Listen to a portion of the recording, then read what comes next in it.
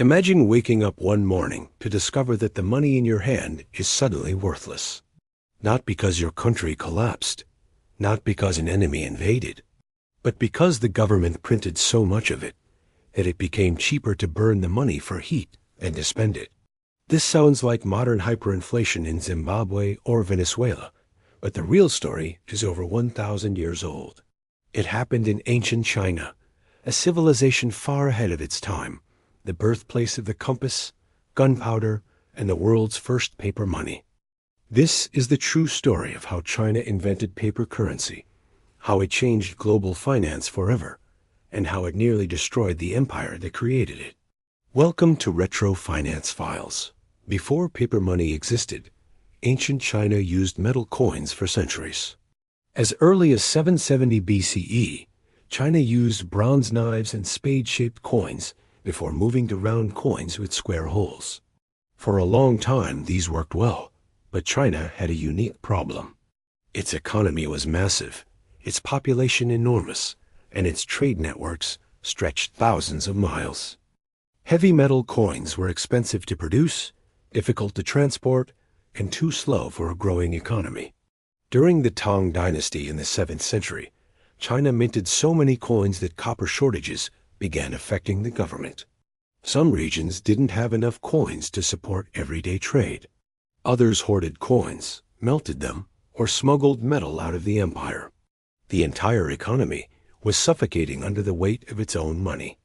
But pressure creates innovation, and this pressure created a financial revolution. Around the 900s, during the chaotic 5 dynasties and 10 kingdoms period, merchants in the Sichuan region began experimenting with a new form of money. They created handwritten deposit receipts called jiaowazi. These worked like private banknotes. A merchant would deposit heavy coins with a trustworthy shop. In exchange, he received a paper receipt that could be used as payment. The idea was simple. Paper was lighter than metal, easier to carry, easier to store, and impossible to melt down for illegal trade. The concept spread quickly. Trade became faster and safer. Merchants didn't need to carry 10 kilograms of copper coins across mountains anymore. This was the birth of the world's first paper money. Not invented by emperors, not created by scholars, but created by ordinary merchants solving real economic problems. When the Song Dynasty reunited China in 960 CE, it inherited this innovative financial experiment. The Song emperors noticed something extraordinary. Wherever paper money spread, trade increased. Government revenue increased. Goods moved faster. Tax collection improved. Paper currency wasn't just convenient. It strengthened the state. So the government did what governments often do. It took over the system. By 1023, the Song government banned private paper notes and made itself the only legal issuer of paper money in the empire. This was the world's first government-backed paper currency. Each note was supposed to be backed by metal coins stored in government treasuries. At first, this system worked beautifully. For the first time in world history, a major empire was functioning on a combined coin and paper economy. The Song even set expiration dates on the notes to prevent people from hoarding them. One note typically expired after 3 years. This forced circulation and maintained trust. But then reality struck.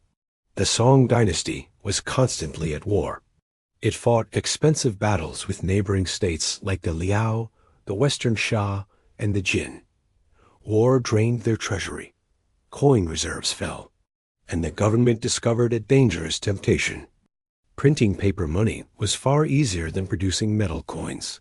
It cost almost nothing.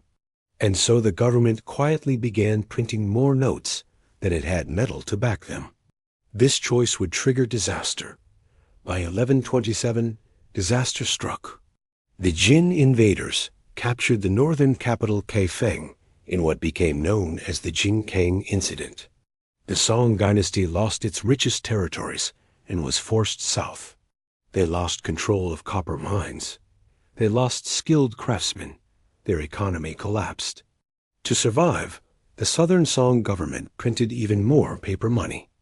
A lot more. They printed so much that inflation spiraled out of control. Prices doubled, then tripled, then became meaningless. Historian estimates suggest that in some regions, the value of paper money dropped by over 80% in just a few years. People returned to using silver, gold, or barter. Paper money became a symbol of government failure. But the story didn't end there. Because another empire was rising, one even larger than the Song, the Mongols. Under Kublai Khan, the Mongol Empire conquered China and established the Yuan Dynasty in 1271. Kublai Khan saw the idea of paper money and was fascinated. To the Mongols, the concept of a lightweight, portable currency was revolutionary. Polo, the Venetian traveler, famously wrote that the Mongols used paper money like alchemists turning worthless bark into wealth. But the Mongols made a fatal mistake. They believed paper money could work without limits, without metal reserves, without rules, without restrictions. They believed the authority of the emperor alone could give paper money value. So the Yuan Dynasty printed enormous amounts of paper currency, called Chao, and they declared that everyone must accept paper money under penalty of death. At first, it seemed to work. The Mongols were rich, powerful, and admired. But the economy told a different story. By the mid-1300s, the buying power of Mongol paper money collapsed completely. It became nearly worthless. A single silver coin could buy stacks of Mongol notes. People refused the money, even under threat. Inflation reached extreme levels. Some sources describe prices rising more than 100% in a single year.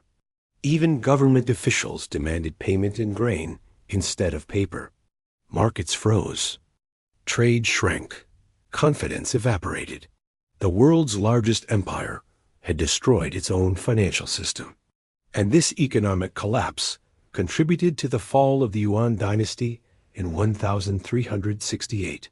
When the Ming Dynasty replaced the Mongols, they tried again to use paper money. Their currency was called Da Ming Bao Xiao. But the Ming made the same mistake. They printed too much money without sufficient backing. They overestimated their ability to control markets. By 1425, only about 50 years after the notes were introduced, the value of Ming paper money fell to less than 1% of its original worth. People abandoned paper currency entirely. For the next 500 years, China reverted primarily to silver and copper coins. The lesson was clear. China invented paper money, but it also learned the hard way that printing money without restraint leads to collapse. This long and painful history shaped China's financial future. It influenced how global trade worked, especially during the silver-based economy of the Ming and Qing dynasties. When Europeans arrived in the 1500s, they traded massive amounts of silver into China. So much silver entered that historians estimate China held more than 1/3 of the world's silver supply.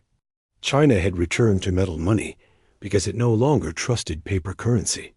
The memory of ancient hyperinflation lived on for centuries. And yet, despite all this chaos, the idea of paper money survived. The innovation was simply too powerful. Paper money eventually spread to Persia, then to Europe. Sweden issued the first European banknotes in 1661. England's Bank of England followed shortly after. By the modern era, every nation in the world used some form of paper currency. The global financial system today, including the dollar, the euro, and all modern fiat currencies, can trace their origins back to the innovations of ancient China. China may have struggled with early inflation, but it gave humanity one of the most transformative economic technologies ever created. And here is the great irony of history. China invented paper money too early. The world wasn't ready. The government systems weren't strong enough. The economic tools didn't exist. The checks and balances were missing, but the idea itself was perfect. This is the paradox of innovation. The country that created the future wasn't yet ready to manage it. If there is one lesson from China's 1,000-year journey with paper money, It is this: money is not valuable because it is printed. Money is valuable because people believe in it. Whether it is metal, paper, or digital, trust is the real currency that keeps economies alive. Thank you for watching Retro Finance Files. If you enjoyed this deep dive into the world's first paper currency and the empire it nearly destroyed, make sure to like, share, and subscribe. Your support helps us bring more hidden financial history to life. See you in the next episode.